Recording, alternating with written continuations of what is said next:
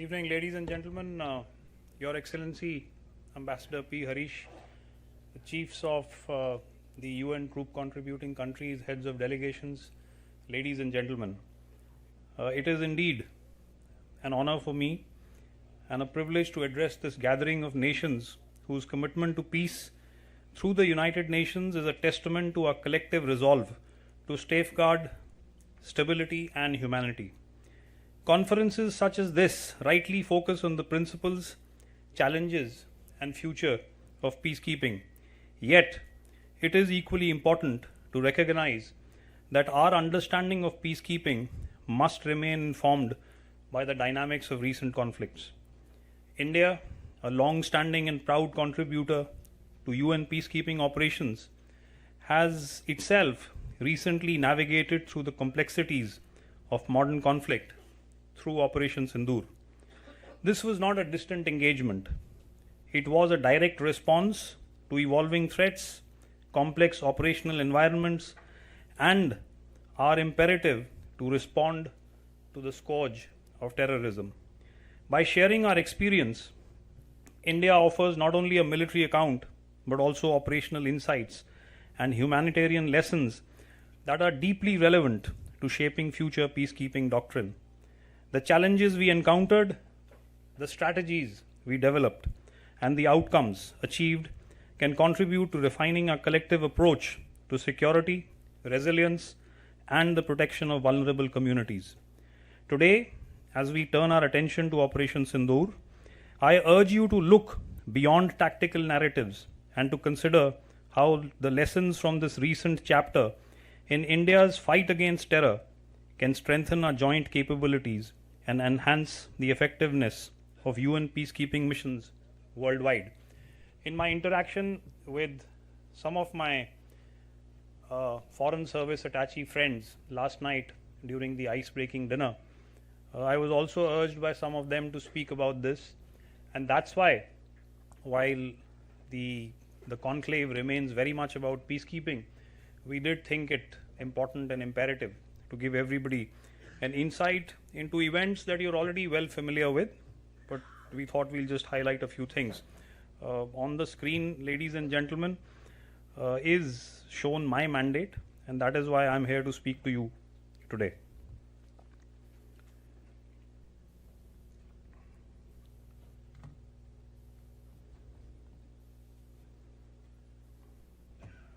Can you just help me with this? Yeah, just click the video for me. Okay.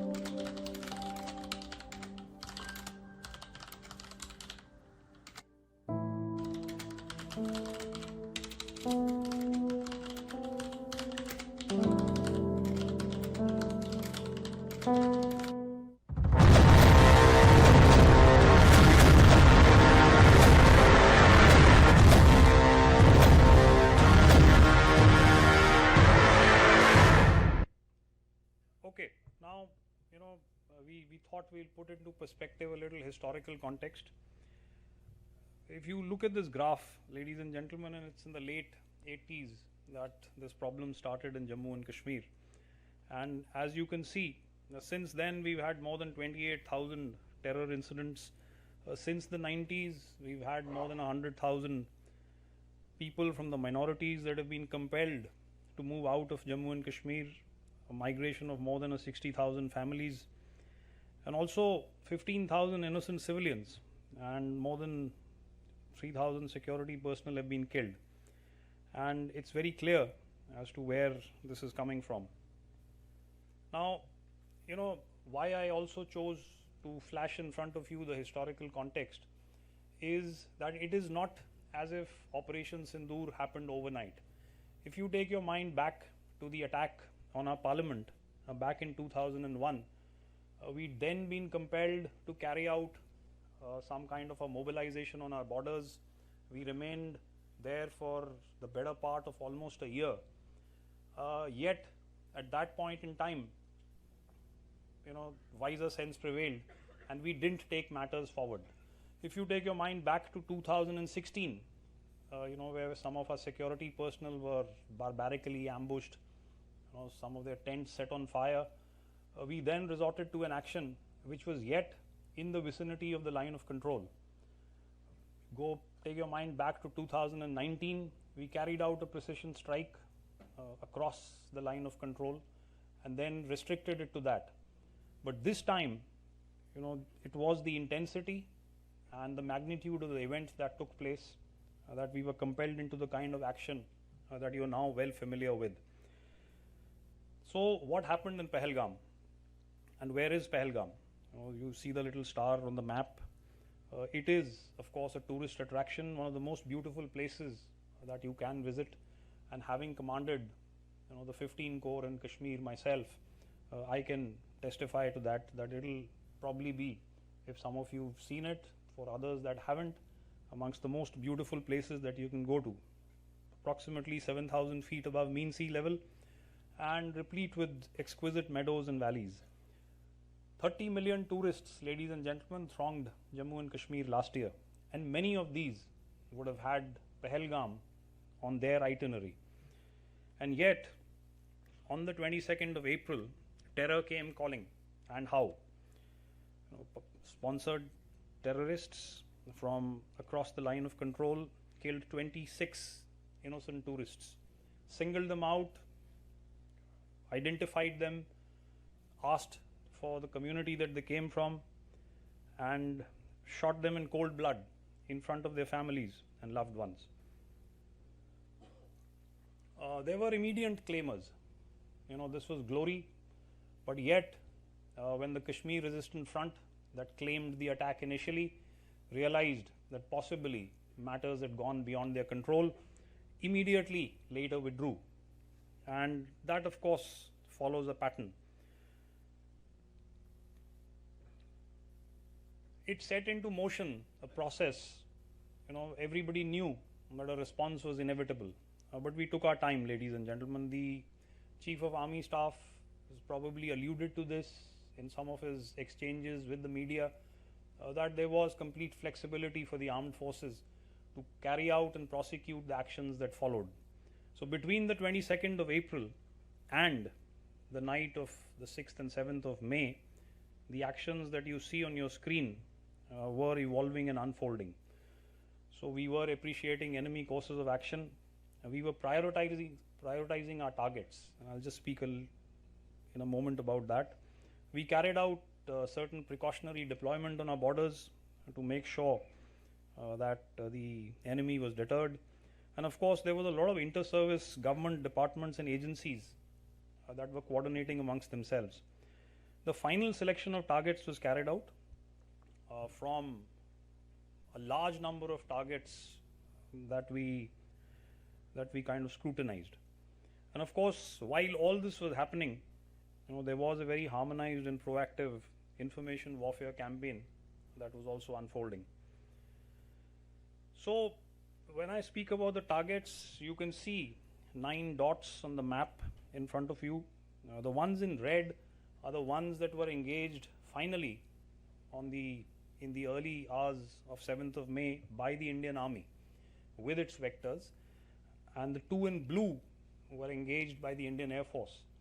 That is not to say that the Indian Navy was not involved in this process. Some of the vectors that were utilized also, some of the personnel that were manning those vectors came from the Indian Navy. They were very much part of the rehearsals and the coordination that was happening before these strikes were actually carried out. So it's very safe and very correct to say that it was very much a tri-service operation. And the strikes were precise to make sure that there was no collateral damage. So you're already familiar with these, but I've just, the purple line that you see on the map is the line of control. So if you correlate the targets to that, it will tell you as to where exactly these are located. So out of the 9, 5 were located in Pakistan occupied Kashmir, and this is the first of those. As you can see the effects before and after, and some high value targets that were eliminated. This is Kotli. This is opposite the Rajouri sector of Jammu and Kashmir, for those of you who are familiar. The videos all of you see, ladies and gentlemen.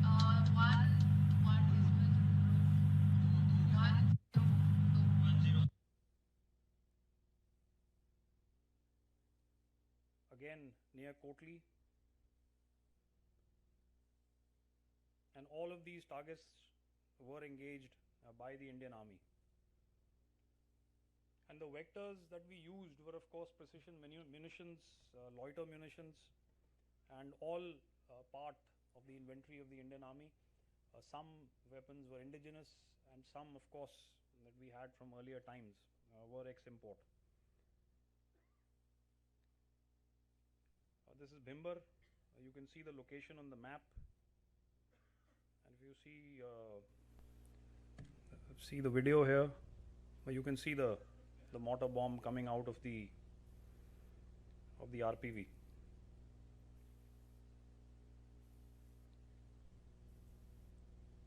As we come further down, you can see now that this target is now shifted out of Punjab occupied Kashmir. And why I decided to show it to you on the map like this is because this was unprecedented. When I spoke about the historical context, ladies and gentlemen, every time we've been hit by terror, we've tried to be different. And therefore our actions have been different from those that we've carried out hitherto on previous occasions. And it was again different this time.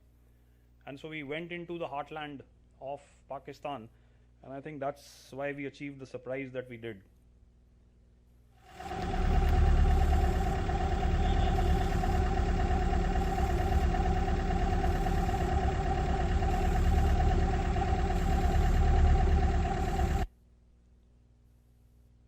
We come down to Muridke, and this is of course the terror hub of the Lashkar-e-Taiba. That's the Indian Air Force strike you can see on the screen right on top. And of course the before and after pictures, some high value targets that we neutralized. All in all, I've said this earlier, in the strikes that we carried out in the early hours of 7th of May, more than 100 terrorists were neutralized. This is of course Bahawalpur. If you go back to the second star on the map, these are the Maxar images of before and after, and that is why I spoke of the precision. You can see on the right as to where the rockets and the missiles have gone through. There was, of course, after all this had happened, a very blatant flaunting of the nexus, which I would say even surprised us. That caution had been thrown to the winds, and the picture says it all. Proscribed terrorist by the United Nations, leading a prayer service for those that had been killed, and the who's who from the Pakistan Army, no less than the GOC of the 4 Corps himself, attending the funeral ceremony, apart of course from many others that were prominent and were present that day. So, if you want to carry out an analysis of what happened and why it happened, the fact that the Pakistan Army and its chief were under duress at the time that this happened is known to everybody, and therefore, there was a need for him to revive not only his image but that of the Pak army itself. And I think the best way and the only way that is known to them was to do what they did, as cowardly as it may have been. And the inevitability of the Indian response, I think, was very much there if you were going to carry out this kind of an action in the manner that it was perpetrated. And of course, it doesn't take much to claim victory, especially when there hasn't been kinetic contact, and that was more a result because we were very clear as to what we were after. So we went after terrorists, and once that had been achieved, it wasn't our intention to escalate it unless compelled to do so.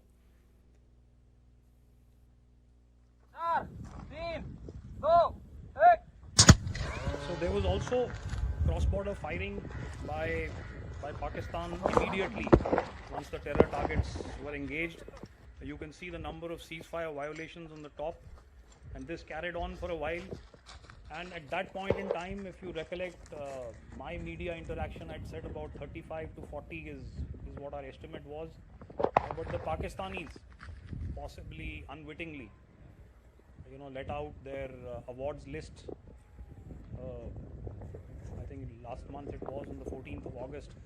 The number of posthumous awards that they awarded suggests to us now that their casualties in the line of control were also in excess of 100. We of course responded to these.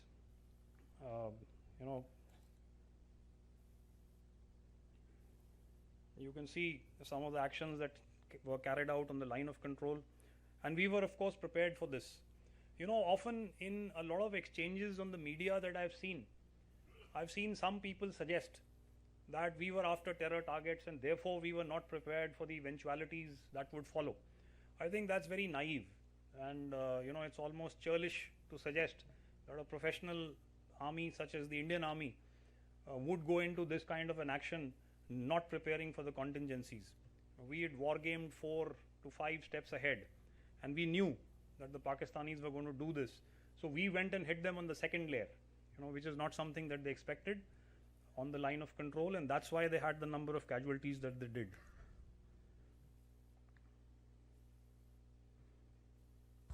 Four, three, two,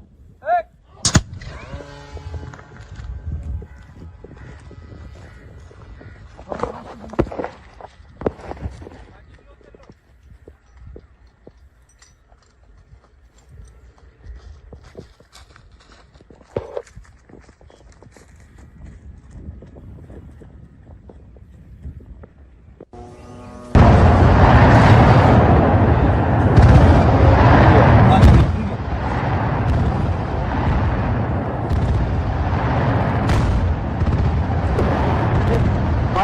गिरा क्या?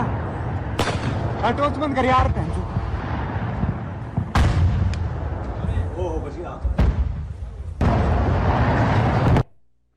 Okay, so the drones came, and that was especially large numbers even after the 2 DGMOs had spoken, and I think it's only congenital and in the vein of the enemy that we have to go back on their word.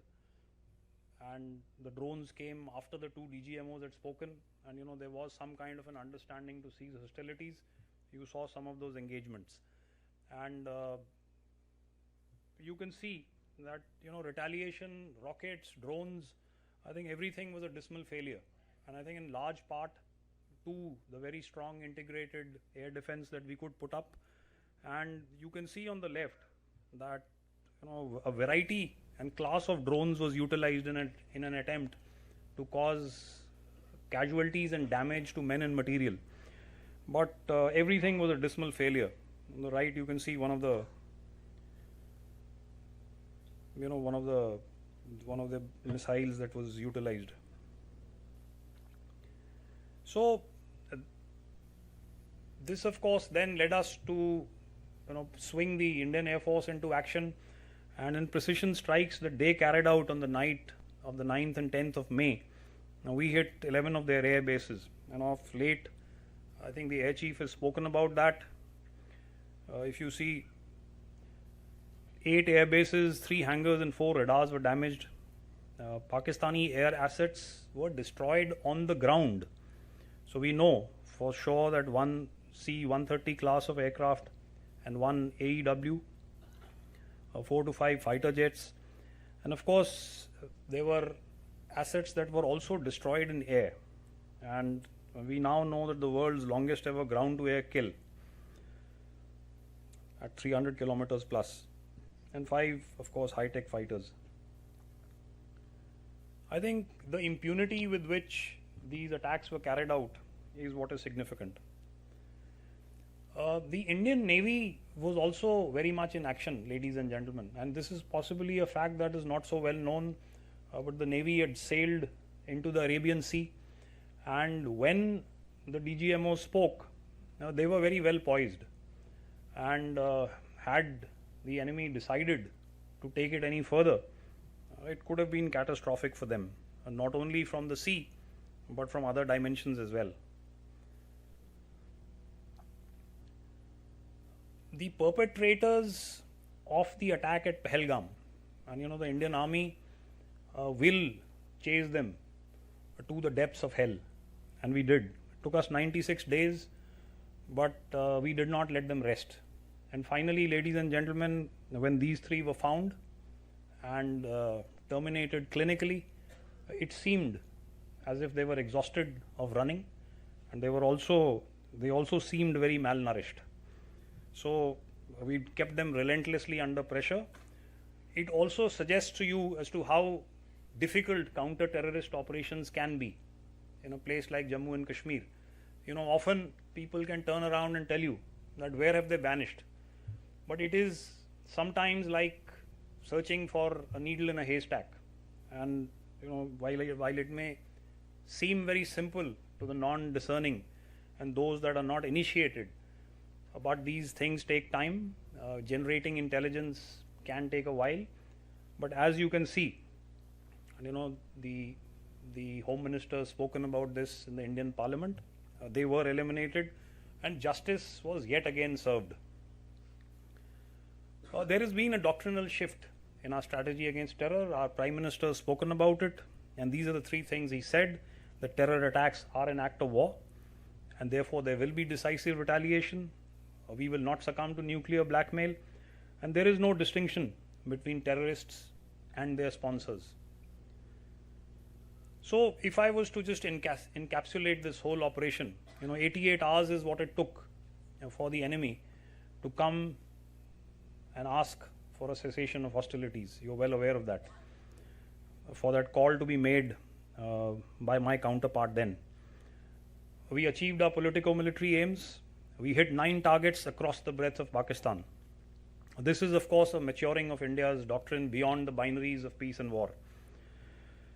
You will see, as you did this time, a measured compellence from us. And of course, this was a fusion of military precision, diplomatic agility, informational superiority, and economic leverage. I'm speaking about the Indus Water Treaty of 1960 being put into abeyance the moment the terror attack was perpetrated at Pahalgam. So if I was also to then put this into now those 4 domains, and you can see, I'll just request you to read through this. I've already spoken about most of this. As far as our military actions were concerned, ladies and gentlemen, they were targeted, controlled, non-escalatory, and we openly acknowledged them to maintain our credibility. We also made sure that we put into place critical and significant conventional measures to apply pressure.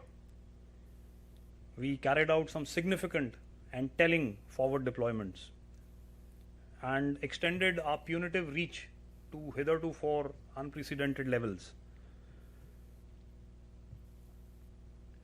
So this very quickly, gentlemen, was what we wanted to put across to you. Should there be any questions from any of our revered guests and dignitaries, I would be very glad to answer them.